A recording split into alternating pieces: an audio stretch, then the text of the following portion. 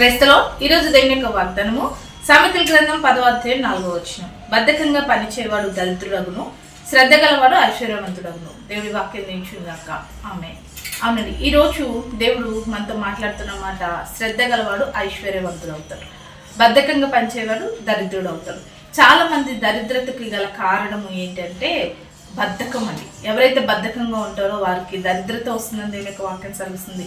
అన్ని విషయాలలో బద్ధకంతో ఉంటూ నిద్రలేసే విషయంలో ఏంటి, పనులు చేసే విషయంలో ఏంటి, చదివే విషయంలో ఏంటి, జాబ్ విషయంలో ఏంటి, ప్రతి విషయంలో చేద్దాంలే, చూద్దాంలే, వెళ్దాంలే అని ఎవరైతే బద్ధకంగా ఉంటారో అలాంటి బద్ధకస్తులకి దరిద్రత కలుగుతుందని దేవుని యొక్క వాక్యం సెలవిస్తుంది.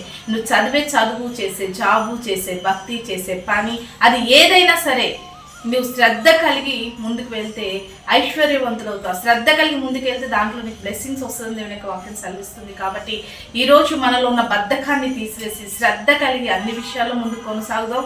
ఏ పని తలపెట్టినా అయ్యిద్దో కాదో చూద్దాంలే, తర్వాత చేద్దాంలని బద్ధకంతో కాక దేవుని యొక్క వాక్యం సెలవిస్తుంది. శ్రద్ధ గల వారు మేము ముందుకు వెళుతూ అన్ని విషయాల్లో దేవుని చేత దీవించబడదు. ఆ రీతిగా శ్రద్ధ గల వారిగా దేవుడు మిమ్మల్ని అందరినీ కూడా దీవించును గాక.